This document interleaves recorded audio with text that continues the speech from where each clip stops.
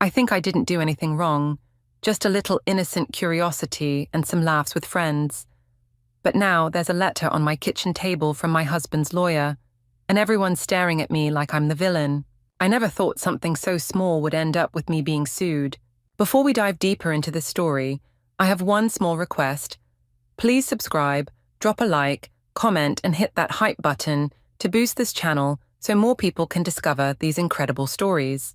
Let me start from the beginning, because honestly, I still can't believe how blown out of proportion this whole thing has gotten. It was supposed to be a fun Friday evening. Elliot and I had invited his parents, Graham and Fiona, over for dinner, along with my best friend Carla and Elliot's cousin Sean, with his wife Leah. Our 9-year-old daughter Nora was upstairs doing homework, and the adults were relaxing in our suburban living room with wine and conversation. The evening started pleasantly enough. Graham was telling stories about his latest fishing trip, and Fiona was showing us photos from her garden club. But as the wine flowed, I found myself getting a bit bored with the mundane chatter. Elliot, as usual, was being his quiet, reserved self, barely contributing to the conversation, except for the occasional polite nod or brief comment. "You know what we should play?" I announced, setting down my wine glass with perhaps a bit too much enthusiasm. "A game. Something fun to liven things up." Carla perked up immediately. She's always been my partner in crime when it comes to stirring up excitement. "What kind of game?" she asked with that mischievous grin I knew so well. "Truth or dare. Never have I ever. Something with a bit of spice." I laughed, already feeling the buzz from the wine. I noticed Elliot shift uncomfortably in his chair. "Morwenna, maybe we should just—" "Oh, come on, Elliot," I interrupted, rolling my eyes. "Don't be such a stick in the mud. We're all adults here." That's when the idea hit me. I'd been reading this article online about how couples in long-term relationships often lose their spark because they stop being curious about each other. And honestly, Elliot and I had been feeling pretty stale lately. He was always buried in work, never really paying attention to me anymore. "Actually," I said, feeling clever, "I have an even better idea. What if we played a little comparison game? You know, just for fun." The room went quiet for a moment. Sean raised an eyebrow, looking intrigued. "What kind of comparison?" I giggled, feeling like I was being delightfully scandalous. "Well, you know how they say curiosity killed the cat. I've always wondered about family genetics. Like, which of the Haldane men has the most impressive attributes?" Fiona's wine glass stopped halfway to her lips. Graham cleared his throat loudly. But Sean, charming, confident Sean, just laughed. "Morwenna," Leah gasped, her cheeks turning red. "What? It's just a silly question," I defended, waving my hand dismissively.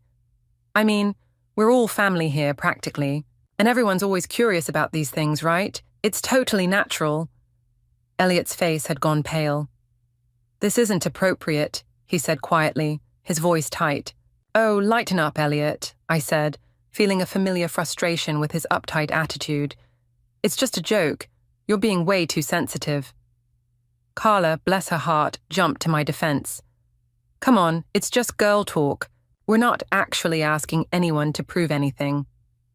But I was on a roll now, feeling like the center of attention in a way I hadn't in months. I mean, theoretically, if we were to rank the Haldane men— I glanced between Elliot, Graham, and Sean with exaggerated thoughtfulness. "That's enough," Elliot said, standing up abruptly. His chair scraped against the hardwood floor with an unpleasant screech. "I'm not doing this." Everyone stared as he walked out of the room. I heard his footsteps on the stairs, then the sound of his office door closing with a definitive click. "Well," I said, trying to laugh off the awkward tension, "I guess we know who's winning the most uptight category." Sean chuckled, but I noticed his eyes lingering on me with new interest. "Don't worry about him, Morwenna. Some people just can't handle a little fun." Fiona set down her wine glass with a sharp clink. "I think perhaps we should call it tonight," she said, her voice cooler than I'd ever heard it. "Oh, come on, Fiona," I protested. "I was just being playful. Elliot knows I didn't mean anything by it." But the damage was done. Graham was already helping Fiona with her coat, muttering something about an early morning. Leah looked mortified, avoiding eye contact with everyone. Only Carla and Sean seemed unfazed by the whole thing. After everyone left, I found Elliot in his office, hunched over his laptop. The blue glow from the screen illuminated his tense expression. "Hey," I said, leaning against the doorframe. "Are you seriously upset about that silly joke?" He looked up at me, and I was surprised by the hurt in his eyes. "Silly joke? Morwenna, you just humiliated me in front of my family." "I did not. I was just being fun and spontaneous. You know, the things you used to like about me." I crossed my arms, feeling defensive. "It's not my fault you can't take a joke anymore." Elliot stared at me for a long moment, then turned back to his laptop. "Just leave me alone, okay?" I started to argue, but something in his tone stopped me. Instead, I huffed and went to bed, convinced that he'd get over it by morning, like he always did. But when I woke up, Elliot was already gone. His coffee cup sat in the sink, and there was no note. Unusual for him, since he always left me little messages about his day. I tried to push away the nagging feeling that maybe, just maybe, I had pushed things too far this time. By the next week, I'd almost forgotten about the whole incident. Elliot had been polite but distant, which wasn't entirely unusual. He went through phases where work stressed him out, and he became withdrawn. I figured he just needed time to get over his bruised ego. I was meeting Carla and Leah for our usual Tuesday coffee at the local cafe, a cozy little place called the Daily Grind that served as the unofficial gossip hub of our neighborhood. The three of us had been meeting here every week for 2 years, ever since Leah and Sean moved to town. "So," Carla said, sliding into our usual corner booth with a wicked grin, "are we going to talk about Friday night or what?" Leah shifted uncomfortably in her seat, wrapping her hands around her coffee mug like it was a shield. "I really don't think we should—" "Oh, come on," I interrupted, settling in beside Carla. "It was harmless. Elliot's just being dramatic about the whole thing." "Harmless?" Leah's voice pitched higher. "Morwenna, you basically asked us to rate our husbands' private parts in front of the whole family." I waved my hand dismissively. "I didn't ask anyone to actually do anything. It was just a hypothetical question." "A silly game," Carla leaned forward conspiratorially. "But seriously, though, have you ever wondered? I mean, they're cousins, so there might be some family resemblance." "Carla!" Leah looked scandalized. "What? We're all thinking it now." Carla laughed. "Morwenna opened Pandora's box, and now I'm genuinely curious." I felt a little thrill at being the one who'd started something so deliciously scandalous. "Right? I mean, it's totally natural to wonder about these things. Everyone does it." "Not everyone announces it at family dinner," Leah muttered. My phone buzzed with a text message. I glanced down and saw it was from Elliot's sister, Sarah. "What the hell is wrong with you?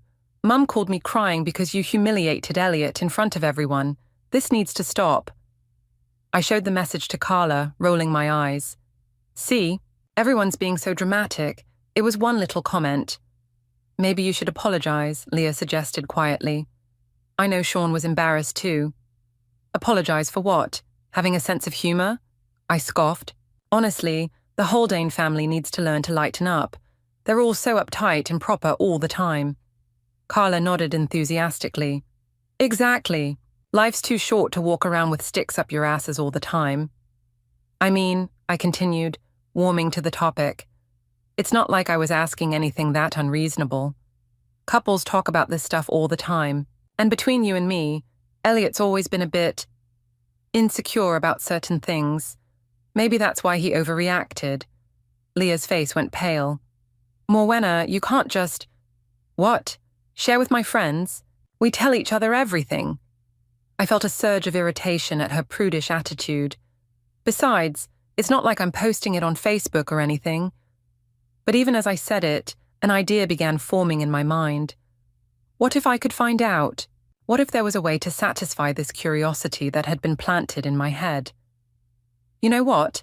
I said, leaning forward with renewed enthusiasm. "I bet I could figure it out, like, scientifically." Carla's eyes lit up. "How?" "Well, I could observe, make mental notes. Compare data. I giggled at my own cleverness. Like a research project. This is insane, Leah said, standing up abruptly. I can't listen to this anymore. Morwenna, you're talking about your husband and my husband like they're specimens in a lab. Oh, don't be so dramatic, I called after her as she grabbed her purse. It's just girl talk. But Leah was already walking away, her heels clicking angrily against the cafe's tile floor. Carla watched her go with amusement. She's so uptight, probably worried about what you might discover about Sean. Right, I agreed. I mean, if you're confident in your man, what's there to worry about? We spent another hour dissecting the situation, with Carla encouraging my increasingly elaborate plans for research. By the time we parted ways, I felt vindicated and excited about my little project. That evening, as I was getting ready for bed, my phone buzzed with a text from an unknown number. When I opened it, I realized it was Sean. Hey, got your number from the family group chat. Wanted to check if you're okay after all the drama. Let's talk later. I know something you'd like to hear. I stared at the message, feeling a flutter of excitement mixed with something I couldn't quite identify. Before I could respond, I heard Elliot's footsteps on the stairs. I quickly closed the message and set my phone on the nightstand, but not before I noticed that my tablet was open on the bed beside me, displaying our family group chat. In my excitement about Sean's text, I'd forgotten to close it. Elliot walked into the bedroom, and I saw his eyes flick to the tablet screen. His expression didn't change, but something in his posture shifted almost imperceptibly. How was coffee with the girls? He asked, his tone carefully neutral. Fine, I said, perhaps a bit too quickly. Just the usual gossip. He nodded and headed to the bathroom. I heard the water running, and when he came back out, I was pretending to read a book, but out of the corner of my eye, I saw him quietly pick up his phone and take a picture of something. When I looked over, the tablet was still open to the group chat, and I realized with a sinking feeling that our entire conversation about Friday night was visible on the screen. But Elliot didn't say anything. He just got into bed, turned off his lamp, and lay with his back to me. I stared at the ceiling for a long time that night, wondering why I suddenly felt like I was standing on the edge of a cliff I hadn't noticed before. Sean's text message haunted my thoughts for the next few days. Every time I looked at it, I felt that same flutter of excitement mixed with something darker. Anticipation, maybe, or the thrill of potential danger. Elliot had been even more distant since our coffee shop conversation. He left for work earlier, came home later, and when he was home, he spent most of his time in his office or playing with Nora. It was like I'd become invisible in my own house. By Thursday, I couldn't stand it anymore. I texted Sean back, "What did you want to talk about?" His response came within minutes. "Not over text. Can you meet me tomorrow? Leah's working late." I knew I shouldn't. Even in my frustrated state, some part of me recognized that meeting my husband's cousin alone, especially after the tension of the past week, was crossing a line. But Elliot's cold shoulder treatment was wearing on me, and I felt justified in seeking out someone who actually wanted to talk to me. "Where?" I typed back. "My place. 3 p.m.? I stared at the message for a long time before finally typing, "Okay." The next afternoon, I found myself standing on Sean and Leah's front porch, my heart pounding with nervous energy. Their house was similar to ours, suburban, well-maintained, the kind of place that screamed respectable family life. But as Sean opened the door with that charming smile of his, it felt like I was entering entirely different territory. "Morwenna," he said, stepping aside to let me in. "Thanks for coming. I wasn't sure you would."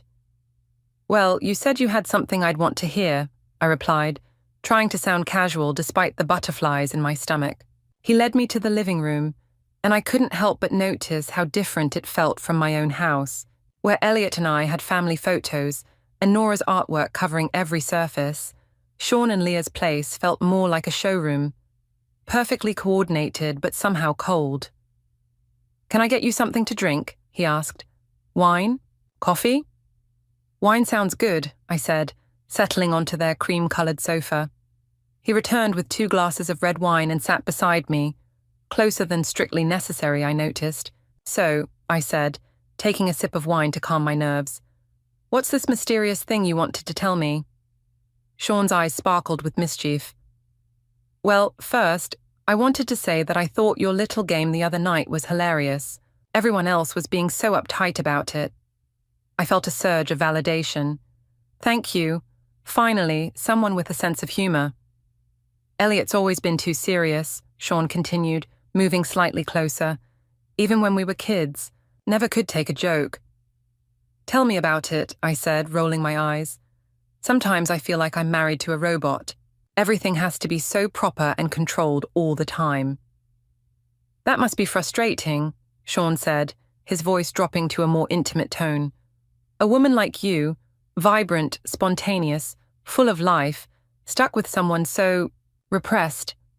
The wine was making me feel warm and bold. You have no idea.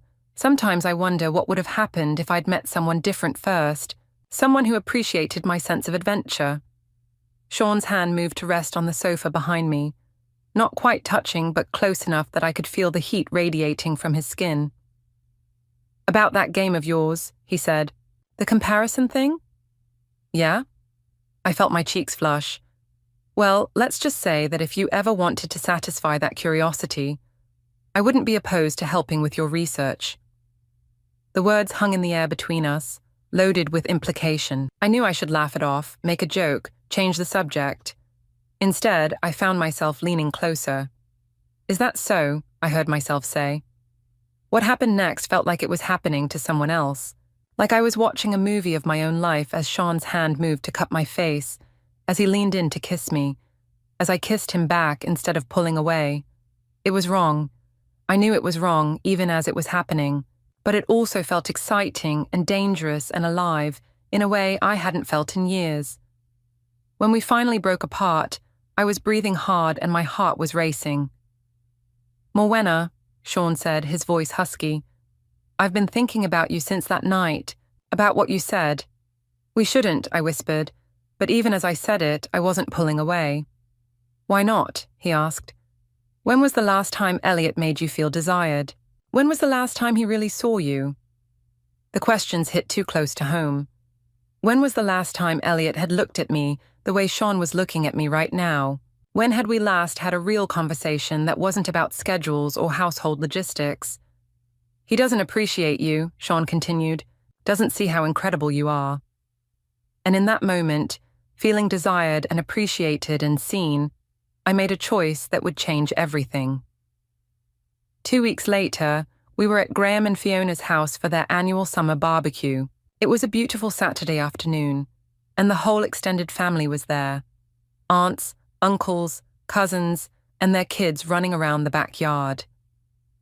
I should have been enjoying myself, but I felt on edge. Sean and I had been texting constantly since that first afternoon, meeting whenever we could manage it. The thrill of the secret was intoxicating, but it was also making me paranoid. Every time Elliot looked at me, I wondered if he suspected something. Every time Leah made conversation, I felt guilty, but then Sean would catch my eye across the yard and smile, and all those worries would fade away. Morwenna, dear, could you help me with the salad? Fiona called from the kitchen. I followed her inside, grateful for something to do with my hands. But as I started chopping vegetables, I noticed that Fiona kept glancing at me with an expression I couldn't quite read. Is everything all right with you and Elliot? She asked finally. My knife paused mid-chop. Of course. Why would you ask that? You just seem distant lately. At dinner last week and today, you barely spoke to each other. I forced a laugh. We're fine, Fiona. Just busy with work and Nora and everything. You know how it is. But Fiona wasn't buying it. Morwenna, I've known my son for 34 years. He's been different lately. Quieter, more withdrawn. And you... She paused, choosing her words carefully. You seem like your mind is elsewhere. Before I could respond, Sean appeared in the kitchen doorway. Ladies, need any help in here? I felt my cheeks flush, and I saw Fiona's eyes narrow as she looked between us. We're fine, thank you, Fiona said coolly. But Sean didn't leave.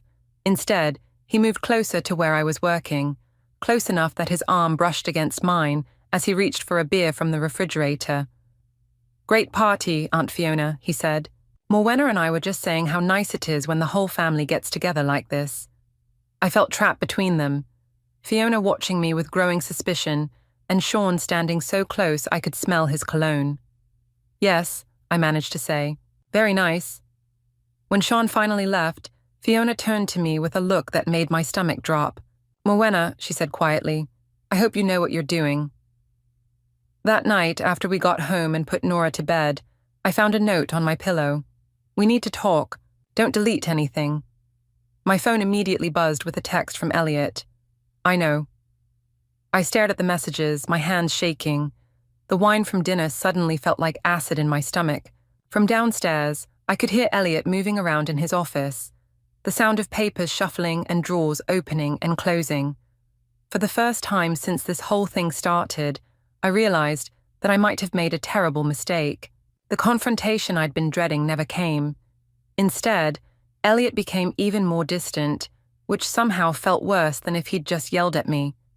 He was polite, civil even, but there was a coldness in his eyes that I'd never seen before. I tried to convince myself that maybe I was imagining things. Maybe he didn't actually know anything concrete. Maybe I could still fix this somehow. But then Nora's teacher, Mrs. Rodriguez, called and asked for a parent conference. "Is everything all right at home?" she asked when Elliot and I sat across from her in the small classroom after school hours.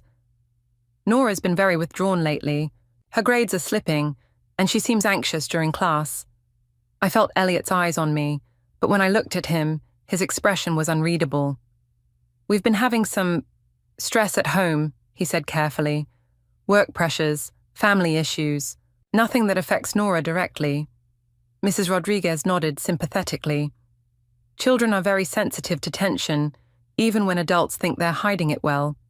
Has there been any major changes in routine? Arguments? Anything that might be affecting her sense of security?" The weight of guilt settled on my chest like a stone. I thought about all the times I'd been distracted lately, all the secret phone calls and text messages, all the evenings I'd spent thinking about Sean instead of focusing on my daughter. "We'll work on it," I said quietly. But instead of working on it, I found myself doubling down on my justifications.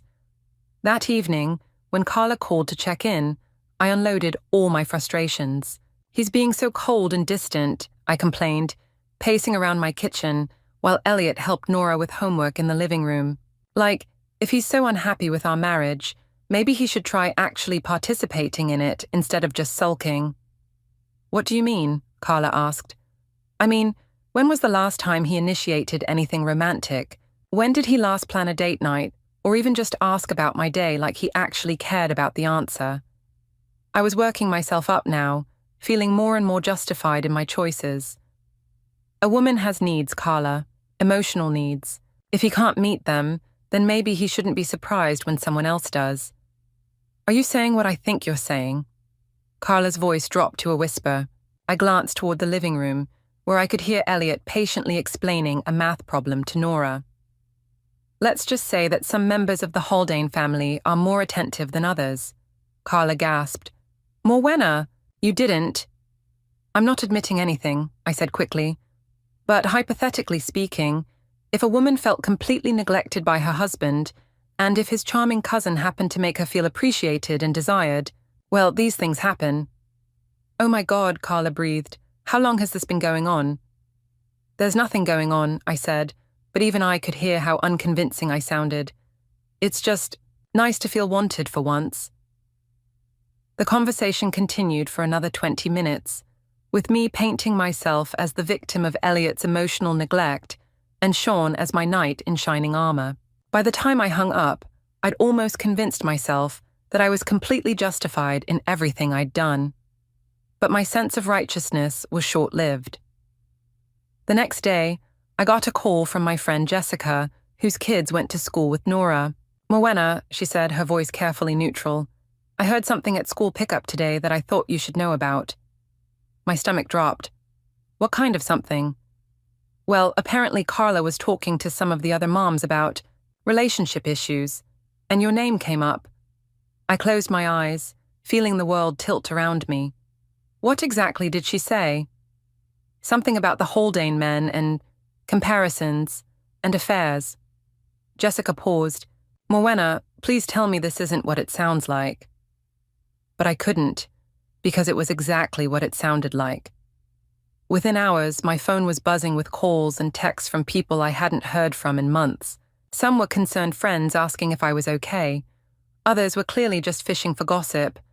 A few were family members expressing their disappointment and shock. The worst was a text from Leah. How could you do this to me? To Nora? I trusted you. That evening, Fiona called and asked to speak with Elliot. I handed him the phone and watched his face grow increasingly grim as he listened to whatever she was telling him. When he hung up, he looked at me with an expression I'd never seen before. Not anger exactly, but something colder and more final. The whole family knows, he said quietly. About you and Sean. About what you've been saying about me, about our marriage, about our private life. I felt like I was drowning. Elliot, I can explain. Can you? He interrupted. Can you explain why you've been telling people that I'm inadequate, that I don't satisfy you, that you've been conducting some kind of sick comparison study involving my family members? It wasn't like that, I protested, but the words sounded hollow even to me. Then what was it like, Morwenna? His voice was getting louder now, and I could hear the pain underneath the anger. Because from where I'm standing, it looks like you've been humiliating me publicly while having an affair with my cousin. So please explain to me how I'm misunderstanding the situation. I opened my mouth to respond, but nothing came out. Because the truth was, I couldn't explain it in a way that didn't make me look like exactly what I was. A woman who had betrayed her husband and family for the sake of excitement and validation. I've consulted a lawyer, Elliot said finally. Everyone's going to get the full story soon, the real story, with evidence and documentation. I laughed, but it came out shaky and desperate. Evidence? Elliot, you're being dramatic. It's not like I committed a crime. But even as I said it, I felt a chill run down my spine. Because the look in Elliot's eyes told me that he wasn't bluffing. And for the first time since this whole thing started, I began to realize that I might be in serious trouble. The law office smelled like leather and disappointment. I sat across from my hastily hired attorney, Margaret Chen, watching her flip through a thick folder of documents that Elliot's legal team had provided as part of the discovery process. Mrs. Haldane, Margaret said, looking up at me with barely concealed exasperation, I have to ask, did you really think none of this would come back to you? Spread across her desk were printouts of text messages, bank statements, photographs, and what appeared to be a detailed timeline of events. I recognized my own words staring back at me from various screenshots, and my stomach lurched. I don't understand, I said, though that wasn't entirely true. What does any of this have to do with divorce proceedings? Margaret picked up one of the documents. Well, let's start with the defamation claim. Your husband's attorney has documented instances where you publicly disparaged his character, shared intimate details about your marriage without consent, and made what could be construed as libelous statements about his personal attributes. She handed me a stack of screenshots. I saw messages from the group chat with Carla and Leah, posts from social media that I'd forgotten I'd made, and even what appeared to be a recording from Nora's parent-teacher conference. How did they get all this? I whispered. Text messages are discoverable in legal proceedings. Social media posts are public record, and apparently, several people were concerned enough about the situation to document things themselves. Margaret's tone was professional but cold. Mrs. Haldane, did you really discuss your husband's intimate details with other parents at your daughter's school? I remembered that day vividly now. I'd been feeling particularly vindicated after an afternoon with Sean, and when another mom had made a comment about how quiet and reserved Elliot seemed, I'd let slip some comments about his performance issues and how I was getting my needs met. Elsewhere, it was just girl talk, I said weakly. Girl talk that was overheard by at least 6 other parents and 1 teacher, Margaret replied. There's also the matter of the affair itself. She pulled out another set of documents, bank statements showing charges to hotels, restaurants, and even a weekend getaway that Sean and I had taken when I told Elliot I was visiting my sister. Your husband's attorney has compiled a very thorough timeline of your relationship with Mr. Vickers. Credit card receipts, GPS data from your phone, witness statements. She paused. Mrs. Haldane, did you know your husband had a dashboard camera in his car? My blood ran cold. What? Apparently he installed it several months ago for insurance purposes, but it captured some very interesting footage of you leaving Mr. Vickers' residence at various times when you were supposed to be elsewhere. She showed me still frames from the video, me walking out of Sean's house, looking around nervously before getting into my car, me kissing Sean goodbye on his front porch, me arriving at the hotel where we'd spent our weekend together. This is stalking, I said desperately. He was spying on me.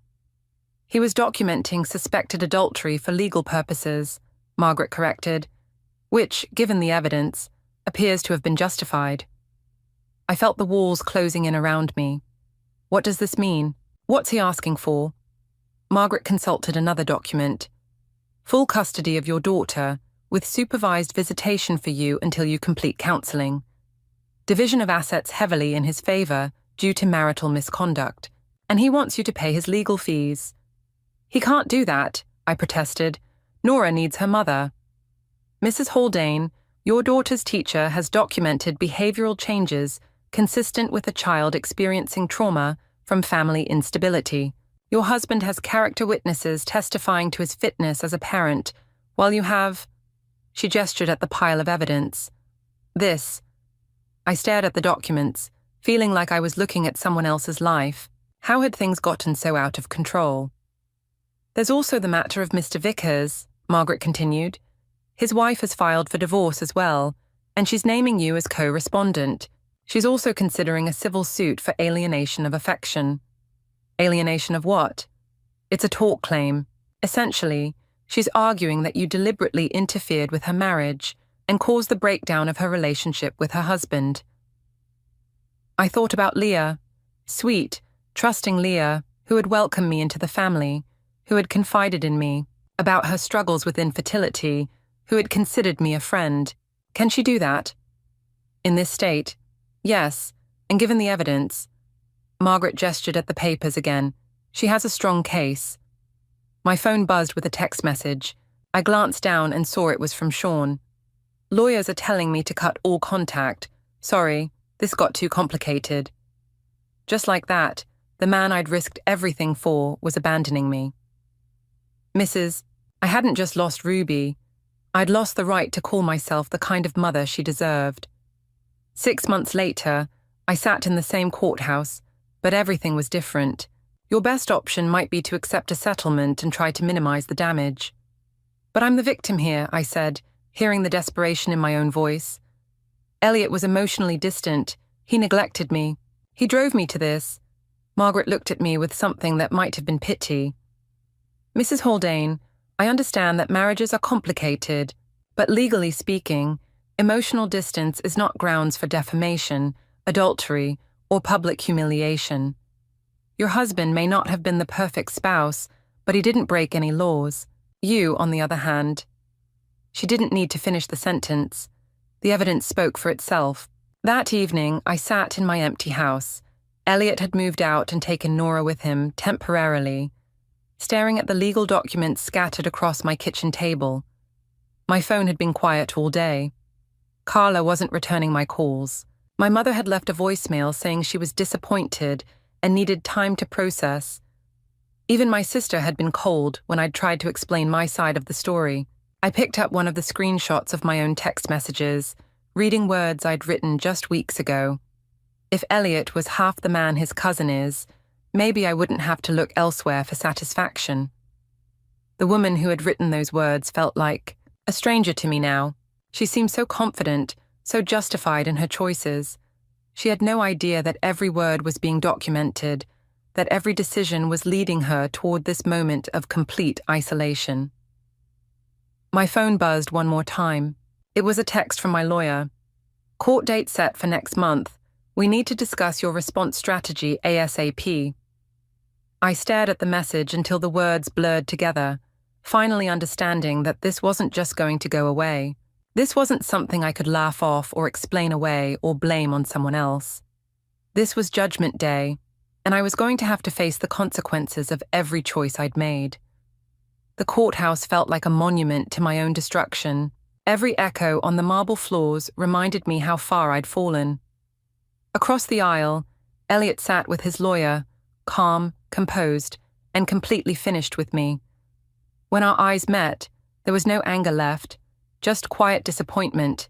His attorney presented everything: hotel receipts, messages, recordings, witness statements, even a conversation I'd forgotten about, where my own voice mocked Elliot's limitations. The silence that followed was unbearable. By the time Judge Williams delivered her ruling, I already knew the outcome. Elliot got primary custody of Nora, the house, most of our assets. I was ordered to pay legal fees and attend counseling before seeing my daughter unsupervised.